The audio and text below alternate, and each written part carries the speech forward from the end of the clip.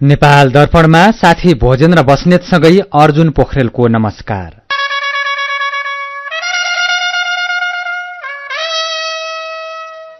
पालिका चुनाव 2079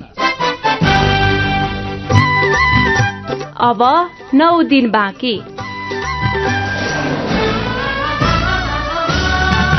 नेपाल दर्पण उज्यालो radio network काठमाडौँमा 90 मेगाहर्ज सँगै देशभरि विभिन्न एफएम स्टेशनहरूबाट तथा मोबाइल एप्लिकेशन र अनलाइनबाट संसारभर एकसाथ प्रसारण भइरहेको छ।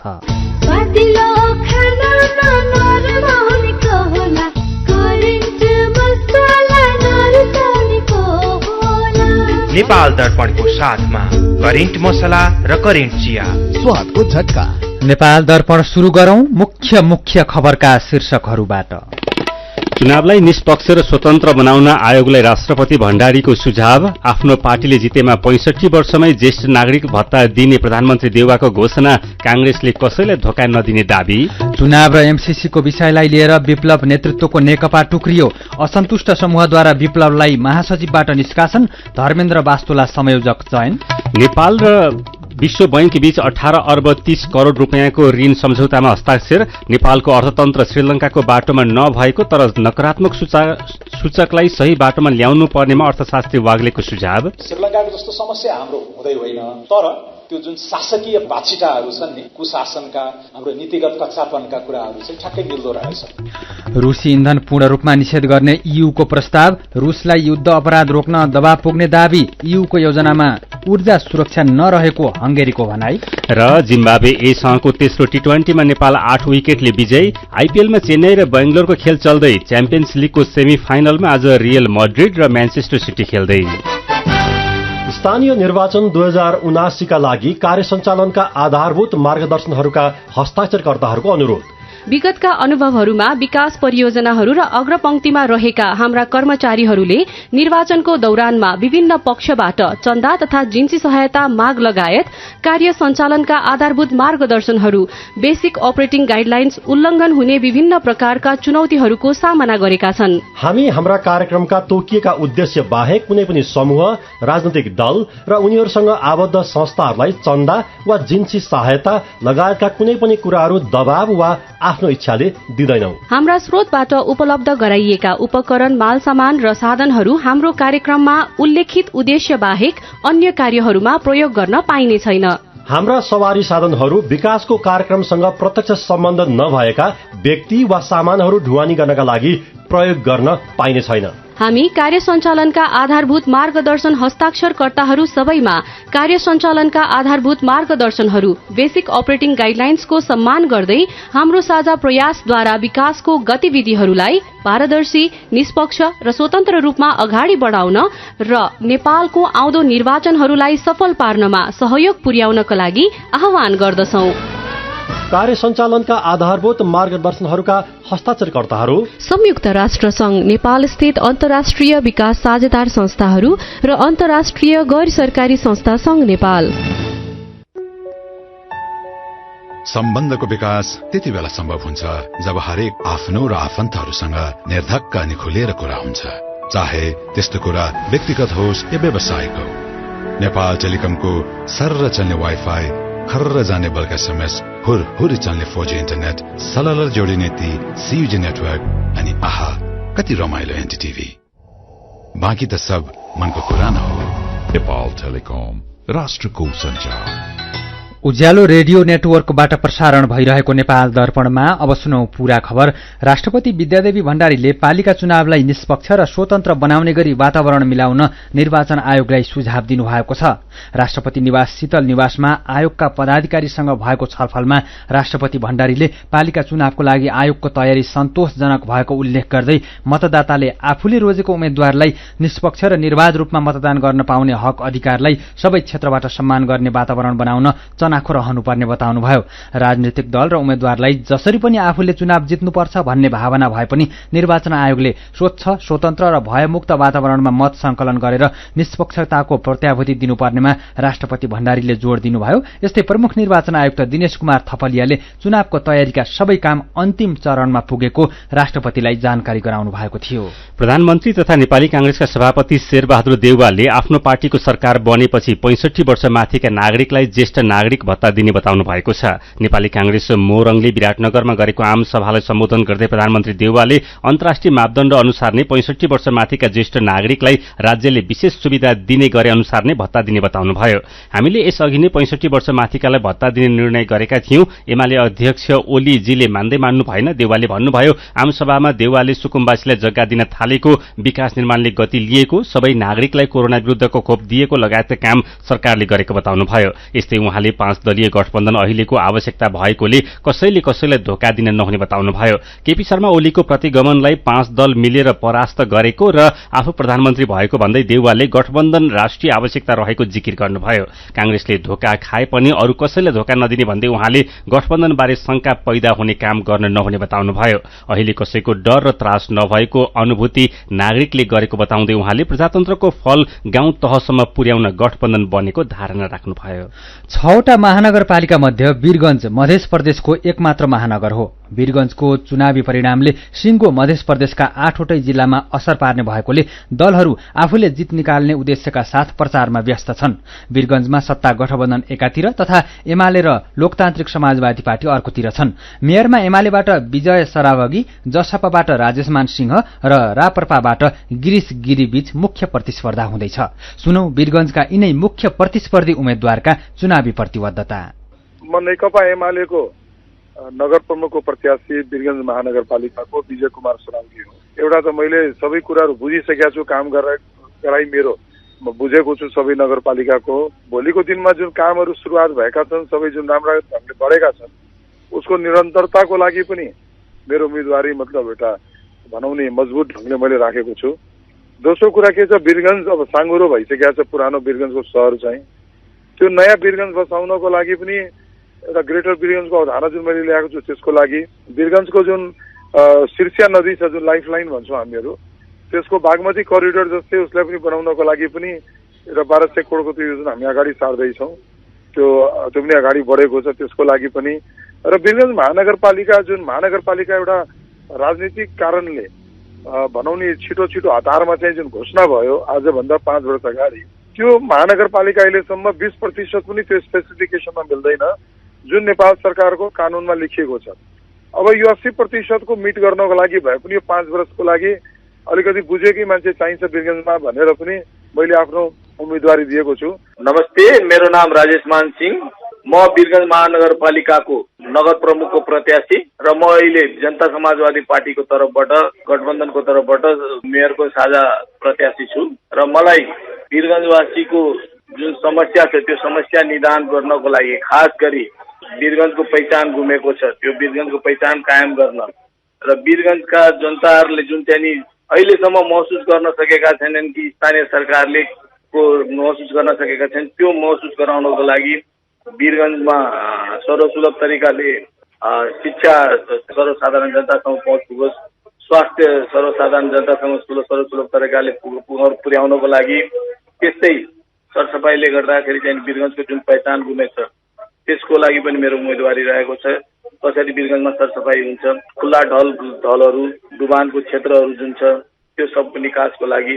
यति मात्र होइन, औद्योगिक करिडोर भनिन्छ तर यहाँका युवाहरू चाहिँ नि तपाईँको बेरोजगार छन्, त्यसको लागि पनि मेरो उम्मेदवारी रहेको छ, उहाँहरूलाई रोजगारी दिलाउनको लागि।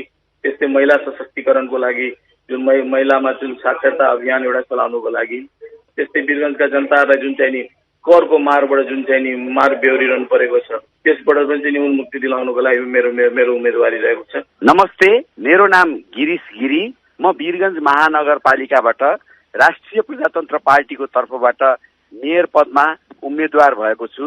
हाम्रो वीरगञ्ज सहरलाई औद्योगिक, व्यापारिक, आर्थिक राजधानीको रूपमा चित्रित गरिन्छ र यसलाई महानगर पनि भनिन्छ, तर व्यवहारमा यसले एउटा सामान्य नगरमा हुनुपर्ने आधारभूत तपाईको चाहिँ नि पूर्वाधार पनि प्राप्त गर्न सकेको छैन र अहिले पनि गाउँ अधिकांश भेग गाउँले घेरिएको छ। जुन गाउँ को दृश्य हेर्दाखेरि अहिले पनि 18औं शताब्दीको 19औं शताब्दीको दृश्यहरू यो महानगर भनिने ठाउँभित्र देखिन्छ। यो सबै परिदृश्यलाई फेर्नको निम्ति र वीरगञ्ज अनि यससँग जोडिएका सम्पूर्ण ग्रामीण भेगलाई यसका चाहिँ सेटेलाइट सिटी वा भनौँ सबर्बहरूको रूपमा विकास गर्न यो सारा सुविधाहरू उपलब्ध गराउन मैले विस्तृत योजना सहित आफूलाई महानगरको प्रमुख पदमा प्रत्याशी बनाएको छु। सुन्नुभयो वीरगञ्जका मुख्य प्रतिस्पर्धी उम्मेद्वार एमालेका विजय सरवागी, जसपाका राजेश मान सिंह र रापरपाका गिरीश गिरीको चुनावी प्रतिबद्धता। यसअघि हामीले अरू महानगरपालिकाका मुख्य प्रतिस्पर्धी उम्मेद्वारका कुरा सुनिसकेका छौं। भोलिदेखि उपमहानगरपालिकाका मुख्य प्रतिस्पर्धी उम्मेद्वारका चुनावी प्रतिबद्धता लिएर आउनेछौं। फेरि पनि राजनीति र चुनावकै खबर। नेत्रविक्रम चन्द नेतृत्वको नेपाल कम्युनिस्ट पार्टी टुक्रिएको छ। नेकपाको असन्तुष्ट पक्षले नेत्रविक्रम चन्द विप्लवलाई महासचिवबाट हटाएसँगै पार्टी दुई टुक्रामा विभाजित भएको हो। चितवनको पर्सामा चलिरहेको हेमन्त प्रकाश ओली र धर्मेन्द्र बास्तोला पक्षधर नेताहरूको राष्ट्रिय भेलाले चन्दलाई महासचिवबाट हटाएर बास्तोलालाई केन्द्रीय संयोजक तोकेको छ। यसअघि चन्दले ओली र बास्तोलालाई पार्टीबाट निष्कासन गरेको घोषणा गर्नुभएको थियो। ओली र बास्तोला पक्षधरको भेलाले पालिका चुनावमा केन्द्रीय समितिको निर्णय विपरीत सहभागी भएको, एमसीसी पक्षधर एमाले र कांग्रेससँग चुनावमा गठबन्धन गरेको लगायतका विषयलाई लिएर चन्दलाई महासचिवबाट हटाएको नेता गुणराज लोहनीले जानकारी दिनुभयो। यस्तै भेलाले प्रवक्ताबाट खड्गबहादुर विश्वकर्मालाई पनि हटाएको छ। 68 सदस्यीय केन्द्रीय नेतृत्व मध्ये भेलामा 38 जना उपस्थित भएको पनि उहाँले बताउनुभयो। सीधा कुरा प्रष्ट विचार यो हो उज्यालो रेडियो नेटवर्क काठमाडौँमा 90 मेगाहर्ज। नेपाल दर्पणमा खबरको सिलसिला बाँकी नै छ, सुन्दै गर्नुहोला। ल एको दुई के सामान बेचेको हो? एको दुई भन्दैछौ त? सानीमा ब्याङ्कमा एक राखेपछि दुई हुने मुद्दती खाता भनेको क्या? ए सानीमा डबल धमाका मुद्दती खाता पो भनेको हो नि। यो डबल धमाका मुद्दती खातामा 6.5 वर्षमा नै निक्षेपमा राखेको रकम दोब्बर हुन्छ। अनि एको दुई भएन त? अनि बिचमा पैसा चाहियो भने के गर्ने थाहा छ त? किन थाहा नहुनु, आफूलाई चाहिएको बेलामा निक्षेपको 90% सम्म कर्जा लिन पाइन्छ। साथै निशुल्क क्रेडिट कार्ड पनि लिन सकिन्छ। ओहो, यो त सबैलाई सुनाउनु पर्ने कुरा पो हो त। म पनि विदेशमा कम ब्याज दरमा निक्षेप राख्ने छोरीलाई आजै सानीमा डबल धमाकामा पैसा राखी यो मौका नगुमाउनु भनिहाल्छु ल। अनि दाइ छर छिमेकीहरू चाहिँ यो मौकाबाट छुट्लान् नि? त्यो त म भनिहाल्छु नि। आजै खोलौं कम निष्क्रिय कर्जा भएको सानीमा ब्याङ्कमा डबल धमाका मुद्दती खाता। मुद्दतीमा 100% प्रतिफलका साथै बचत खातामा पनि 8.03% सम्मको उच्च ब्याज दर। थप जानकारीका लागि नजिकैको शाखा वा 980119 मा सम्पर्क गर्नुहोला। सानीमा ब्याङ्क, सबल अनि विश्वसनीय। जब पैसा चाहिन्छ आयामी गर्न आइन्छ, उतार पैसा पठाइन्छ, साह्रै नै रमाइन्छ। किनभने ढुक्कले पैसा पठाइन्छ, 1 GB डेटा पाइन्छ। ढुक्कले पैसा पठाइन्छ, 1 GB डेटा पाइन्छ। आइमी गरौँ रमाऊ, किनकि विदेशबाट MoneyGram, instant cash, easy remit र अल अन्सारी एक्सचेन्जबाट पठाएको रकम नेपालमा एनसेल प्रयोगकर्ताहरूले आइमी गरेर प्राप्त गर्दा 1 GB डाटा फ्रीमा पाइन्छ। आइमी गरौँ है। तपाईँ अहिले रेडियो मोबाइल एप्लिकेशन र अनलाइनबाट प्रसारण भइरहेको उज्यालो रेडियो नेटवर्कको नेपाल दर्पण सुन्दै हुनुहुन्छ। यतिन्जेल हामीले चुनावलाई निष्पक्ष र स्वतन्त्र बनाउन आयोगलाई राष्ट्रपति भण्डारीको सुझाव, चुनाव र एमसीसीको विषयलाई लिएर विप्लव नेतृत्वको नेकपा टुक्रियो लगायतका खबर प्रस्तुत गर्यौं। नेपाल दर्पणमा अब बाँकी खबर। नेपाल सरकार र विश्व बैंक बीच नेपालको वित्तीय क्षेत्रलाई सुदृढ बनाउन 15 करोड़ अमेरिकी डलर अर्थात 18 अर्ब 30 करोड़ रुपियाँको ऋण सम्झौतामा हस्ताक्षर भएको छ। वित्तीय क्षेत्रको स्थायित्व, सुदृढ वित्तीय समाधानको विविधीकरण र नेपालमा वित्तीय सेवामा पहुँच बढ़ाउनका लागि नेपाल सरकार र विश्व बैंक बीच 15 करोड़ अमेरिकी डलर बराबरको वृद्धिका लागि वित्त विकास नीति ऋण सम्झौता पत्रमा आज हस्ताक्षर भएको हो। सम्झौतामा नेपाल सरकारका तर्फबाट अर्थ सचिव मधु कुमार मरासिनी र विश्व बैंकका तर्फबाट मालदिप्स, नेपाल र श्रीलंकाका लागि विश्व बैंकका क्षेत्रीय निर्देशक फारिस हदाद जरभोसले हस्ताक्षर गर्नुभयो। कोभिड-19 र जलवायु परिवर्तनका जोखिमहरूको सम्बोधन गर्नुका साथै डिजिटल भुक्तानी र वित्तीय समावेशीकरणलाई मूल प्रभावमा ल्याउन ऋण कार्यान्वयन हुने सचिव मरासिनीले बताउनुभयो। वृद्धिका लागि वित्त आयोजनालाई विश्व बैंकको कार्यकारी निर्देशक बोर्डले गएको चैतमा अनुमोदन गरेको थियो। अर्थशास्त्री तथा राष्ट्रिय योजना आयोगका पूर्व उपाध्यक्ष डाक्टर स्वर्णिम वाग्लेले नेपालको आर्थिक अवस्था श्रीलङ्काको बाटोमा नरहेको बताउनु भएको छ। नेपाल आर्थिक पत्रकार समाज सेजनले काठमाडौँमा गरेको कार्यक्रममा डाक्टर वाग्लेले नेपालको अर्थतन्त्र श्रीलङ्काको जस्तै टाट पल्टिँदैछ भनेर अतिरञ्जना फैलाउन खोजिएको तर हल्ला जस्तो यथार्थ नरहेको बताउनुभयो। श्रीलङ्कामा पछिल्लो समय देखिएको आर्थिक संकट शासकीय अहंकार र उन्मादका कारण सिर्जना भएको बताउँदै डाक्टर वाग्लेले चुनाव जित्ने र जितिसकेपछि लोकप्रियताको लागि अध्ययन बिनै कर छुट प्रतिफलको मूल्याङ्कन नै नगरी विदेशी ऋण लिएर पूर्वाधार निर्माण लगायतका गलत नीतिका कारण देश नै टाट पल्टिने अवस्थामा पुगेको बताउनुभयो। तर नेपालले भने तिर्न नसक्ने गरी ऋण नलिएको र पूर्ण नसक्ने गरी शोधनान्तर घाटाको अवस्था पनि नरहेकोले आत्तिनु नपर्ने तर अहिलेदेखि नै गलत दिशामा गइरहेका सूचकलाई सही बाटोमा ल्याउनु पर्ने वाग्लेले बताउनुभयो। श्रीलङ्कामा जस्तै नेपालमा पनि अध्ययन नगरी आर्थिक नीति बनाउने र देश हाँक्नेहरूलाई सल्लाहकारले सही सूचना नदिने तथा ठूला भ्रष्टाचार लगायतका केही विषय मिल्ने भएकोले सचेत भने हुनै पर्ने डाक्टर वाग्लेको भनाइ छ। श्रीलङ्काको जस्तो समस्या हाम्रो हुँदै होइन तर त्यो जुन शासकीय बाछिटाहरू छन् नि कुशासनका हाम्रो नीतिगत कच्चापनका कुराहरू चाहिँ ठ्याक्कै मिल्दो रहेछ। म एक हप्ता त्यहाँ बसेर पनि आएँ। सो यो अतिरञ्जनाबाट बच्ने तर यो किसिमको यो पोस्ट प्यान्डेमिक अहिलेको अब युक्रेन रुस युद्ध यो सबैबाट हामी बाहिर आउँदै गर्दा एजेन्डालाई नज गर्ने किसिमले पनि प्रयोग गर्नुपर्छ जस्तो मलाई लाग्छ। यसैबीच नेपाल राष्ट्र बैंकका गभर्नर महाप्रसाद अधिकारीले चालू आर्थिक वर्षको मौद्रिक नीति मार्फत निजी क्षेत्रमा जाने 19% को कर्जा लक्ष्य पूरा नहुने बताउनु भएको छ। नेपाल चार्टर्ड एकाउन्टेन्ट संस्थाको पहिलो राष्ट्रिय सम्मेलनमा गभर्नर अधिकारीले आर्थिक वर्षको शुरूआतमा कर्जा विस्तार 32% सम्म पुगेको र बैंकिङ प्रणालीमा तरलता अभावका कारण कर्जा विस्तार हुन नसकेको कारण निजी क्षेत्रमा जाने 19% को कर्जा लक्ष्य पूरा नहुने बताउनुभयो। गभर्नर अधिकारीले देशमा चालू आर्थिक वर्षमा अत्याधिक रूपमा आयात बढेकाले विदेशी मुद्रा संचितिमा चाप परेको पनि बताउनुभयो। गभर्नर अधिकारीले व्यापार घाटा बढ्दै गएमा आयातका नीतिहरूमा सोच्नुपर्ने अवस्था रहेको बताउनुभयो। अर्थतन्त्र रहे मात्रै व्यापारीहरूले व्यापार गर्न पाउने भन्दै गभर्नर अधिकारीले केही समय सबैले धैर्य गर्नुपर्ने बताउनुभयो। हामीले केही अस्थायी मेजरहरू लिएका छौं। एलसीमा मार्जिन लिएका छौं। नेपाल सरकारले 10वटा वस्तुहरूमा नियन्त्रण नै गर्ने गरी निर्णय गरिया छ। तर ती मेजरहरू सधैँलाई हुँदैनन्। पोलिसीगत हिसाबले लिँदाखेरि मार्केटमा रेट केही बढ्न सक्छ। त्यसलाई सबै समुदाय तयार रहनै पर्छ किनकि समग्र अर्थतन्त्र रह्यो भने मात्रै त्यहाँभित्र हामी रहने हो। त्यहाँभित्र व्यापारीले व्यापार गर्न पाउने हो, उद्योगीले उद्योग गर्न पाउने हो। अर्थतन्त्रै रहेन भने के गर्ने? प्रहरी महानिरीक्षक आईजीपी नियुक्ति विरुद्ध सर्वोच्च अदालतमा परेको मुद्दा हेर्दैमा राखिएको छ। न्यायाधीश सुषमा लता माथेमाको इजलासमा भएको बहस नसकिएपछि मुद्दा हेर्दैमा राखिएको हो। विधि मिचेर आफूभन्दा कनिष्ठलाई आईजीपी नियुक्त गरेको भन्दै प्रहरी अतिरिक्त महानिरीक्षक एआईजी विश्वराज पोखरेलले अस्ति सोमबार सर्वोच्च अदालतमा रिट दायर गर्नु भएको हो। बहसको क्रम नसकिएकोले मुद्दा हेर्दैमा राखिएको सर्वोच्च अदालतले जनाएको छ। मन्त्री परिषदको निर्णयप्रति असन्तुष्ट पोखरेलले 30 दिन लामो बिदा लिएर बस्नु भएको छ। आईजीपीका प्रतिस्पर्धीहरू एउटै मितिमा प्रहरीमा भर्ना भएका भए पनि पोखरेल सबैभन्दा पहिले एआईजीमा नियुक्त हुनुभएको थियो। पोखरेलले वरियताका आधारमा आफू नै महानिरीक्षक हुनुपर्ने माग राख्नु भएको छ।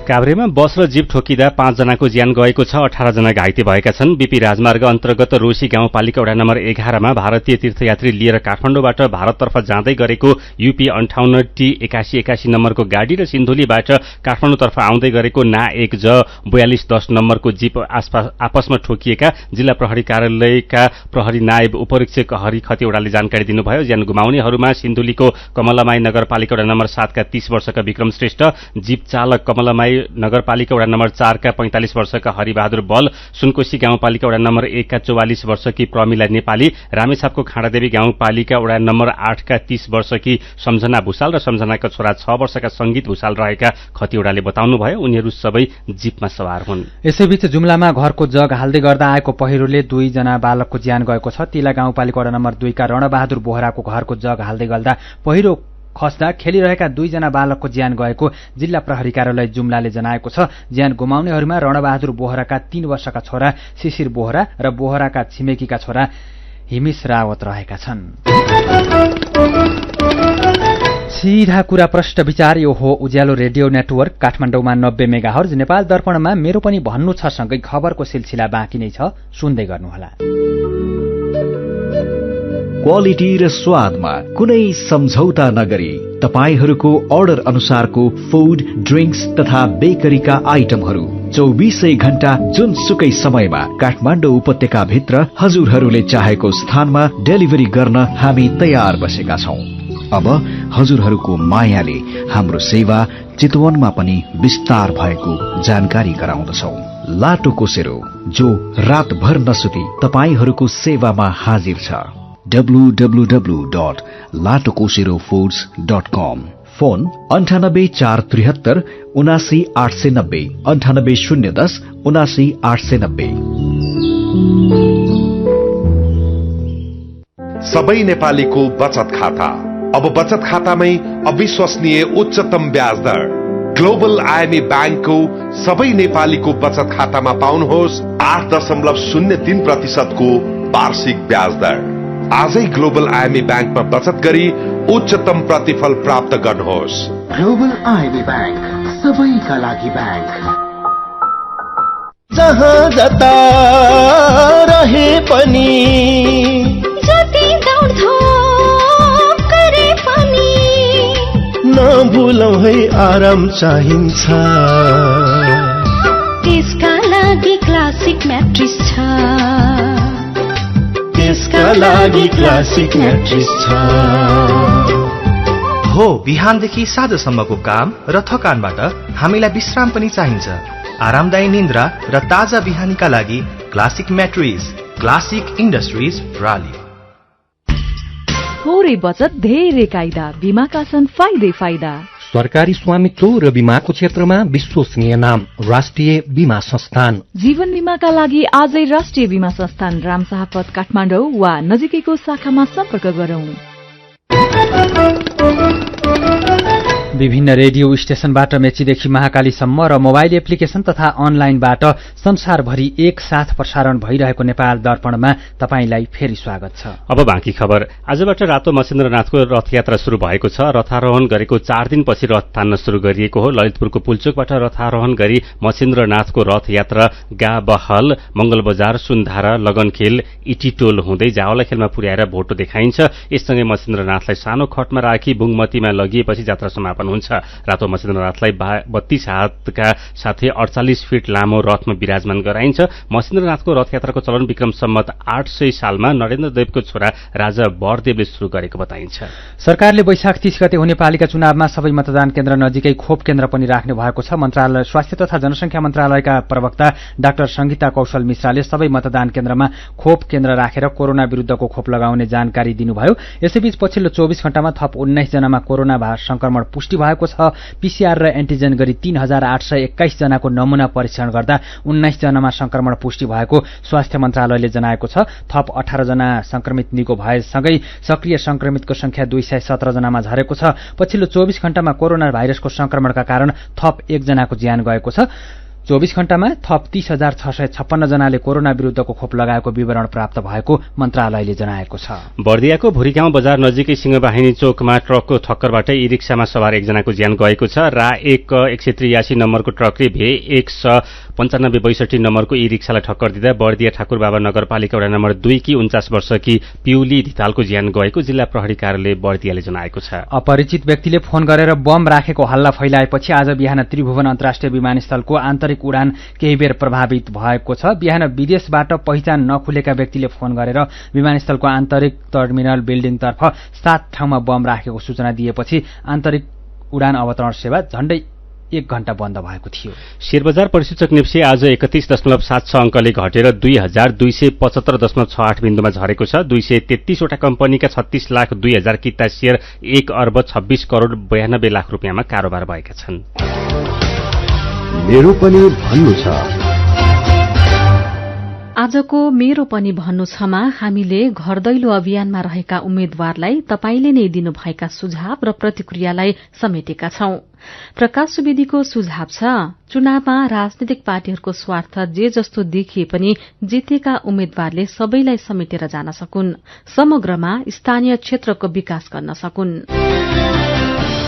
दिपेन्द्र बहादुर बस्नेत सड़कको मात्रै भर भएका भुइँमान्छेका लागि केही योजना ल्याउने र योजना कार्यान्वयन गर्ने किसिमका इमान्दार उम्मेद्वारलाई मतदान गरौं भन्नुहुन्छ। विकु छेत्री विवेकको प्रतिक्रिया छ, हामी नागरिक नै एकअर्का विरूद्ध लडेर आफ्नो पार्टीलाई जिताउँछौं। सोच्दै नसोची राम्रालाई भन्दा पनि हाम्रालाई जिताउँछौं। भोलिका दिनमा आफूलाई केही समस्या पर्दा उसले केही गर्दैन। त्यसैले यो चुनावमा हाम्रालाई होइन राम्रालाई भोट गरौं, पार्टीलाई होइन व्यक्तिलाई जिताउँ। खोमराज पौडेलले लेख्नु भएको छ, अघिल्लो चुनावको घोषणा पत्रमा उल्लेख गरिएका कति प्रतिबद्धता पूरा भए, कति बाँकी छन्, नयाँ योजना के छन्, कसरी पूरा गर्नुहुन्छ भनेर उम्मेद्वारलाई प्रश्न गर्नेछु। अनि धेरै त के भन्नु, अहिले गरेको प्रतिबद्धता चुनाव जितेपछि पनि इमानदारपूर्वक पूरा गर्नुहोस् भनेर उम्मेद्वारलाई सुझाव दिँदै आशिक अजय महत लेख्नुहुन्छ, विगतमा रोकिएका काम चाँडै शुरू गरी सम्पन्न होस्। उम्मेद्वारले चुनाव जितेपछि पार्टी विशेषको भन्दा पनि नागरिकलाई हित हुने खालका काम गर्नुपर्छ। विचारका लागि तपाईलाई धन्यवाद। मेरो पनि भन्नु छ। मेरो पनि भन्नु छ प्रस्तुत गर्दै हुनुहुन्थ्यो साथी दीपा तिमल सिन्हा। नेपाल दर्पणमा अब विदेशको खबर।